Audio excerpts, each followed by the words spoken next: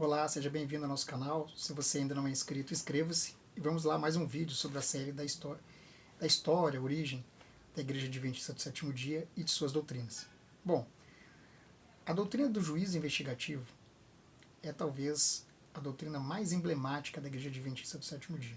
Muitos pensam que é o sábado, muitos pensam que é a volta iminente de Jesus, ou o fato dos adventistas não comerem algumas carnes, como a carne de porco, mas não.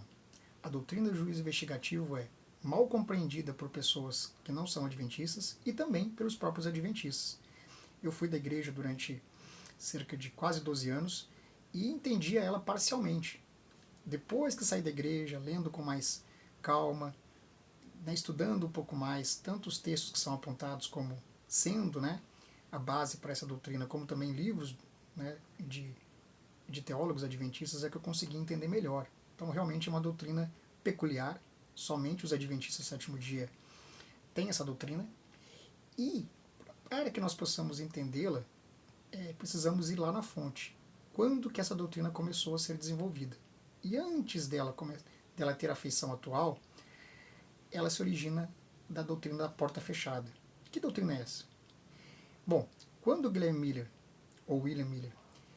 ele pregava que Jesus retornaria entre o ano de 1843, na primavera de 1843 até a primavera de 1844, e isso não ocorreu, os mileritas eles buscaram na parábola das 10 virgens, que está em Mateus 25, uma explicação para o que havia acontecido com o movimento.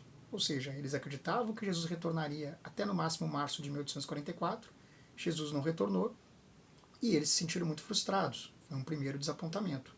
Mas na parábola das 10 virgens, que está lá em Mateus 25, do verso 1 ao verso 12, 13, conta que haviam 10 virgens que estavam aguardando o noivo para o casamento. 5 eram insensatas, nécias, e 5 eram prudentes. E quando está na hora do noivo fazer uma parte do procedimento ritualístico, porque o casamento judaico ele tinha 2 fases, ele se atrasa.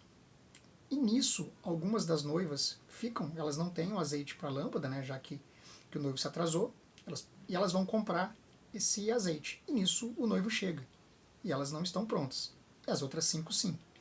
E olha o que fala o capítulo 25, verso 10. E saindo elas para comprar, chegou o noivo. E as que estavam apercebidas, ou seja, as que estavam prontas, que estavam atentas, entraram com ele, com o noivo, para as bodas, e fechou-se a porta. Então, os mileritas começaram a ter um entendimento de que essa tardança do noivo era exatamente o que ocorreu ali em meados de 1844. Eles começaram depois a pregar que Jesus retornaria em 22 de outubro de 1844. Miller inicialmente não aceitou essa data, depois ele acabou cedendo. E essa parábola, que foi vista como uma parábola profética, eles começaram a entender que aqueles cristãos, aquelas pessoas que haviam escutado a mensagem de Miller e dos seus associados, dos pastores e pregadores leigos que pregavam que Jesus retornaria em 1844.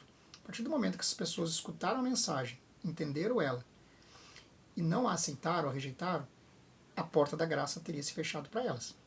E quando passa a data de outubro de 1844, Jesus não volta, esses adventistas ou mileritas, que estavam lá desiludidos, decepcionados, eles começam a tentar entender o que aconteceu. Será que o cálculo de Miller estava errado? Ou será que estava correto e o evento não era a segunda vinda de Jesus? E alguns desses milleritas começaram a ter uma interpretação de que, na verdade, o evento que está descrito lá em Daniel 8,14, na profecia das 2.300 tardes e manhãs, ele não ocorreria na terra, mas sim no santuário do céu.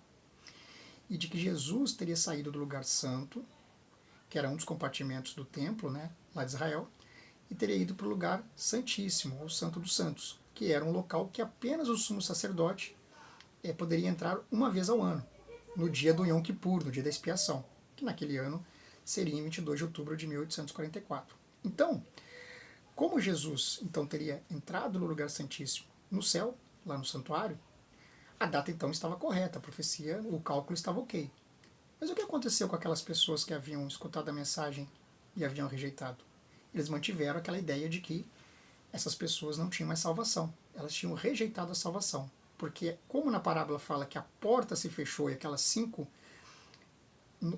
virgens não conseguiram entrar no casamento, nas festividades, isso seria um símbolo daquelas pessoas que lá no ano de 1844 haviam escutado a mensagem, naquele ano ou em anos anteriores, não a aceitaram, a rejeitaram e, portanto, não tinha mais salvação. Até porque a gente tem que entender que para esses mileritas, Jesus retornaria dali a poucos meses. Embora agora eles não tivessem uma data certa. Claro que alguns grupos estavam marcando datas, mas eles sabiam que era algo iminente, a qualquer momento ocorreria. Então, os primeiros adventistas do sétimo dia, ou aqueles que dariam, que formariam a igreja dali a poucos anos, o casal White, Ellen White e Chad White, Joseph Bates, John Andrews e outros, eles acreditavam nesse início de que a porta da graça havia se fechado e que apenas aquelas pessoas que eram mileritas, que haviam aceitado a mensagem de que Jesus retornaria em 1843 ou 44, essas tinham chance de salvação, as demais já estavam perdidas. A porta da graça havia se fechado. Essa teoria da porta fechada, ela vai depois progredir e vai se tornar na doutrina atual do juízo investigativo. E é isso que nós vamos ver no próximo vídeo. Até lá, grande abraço.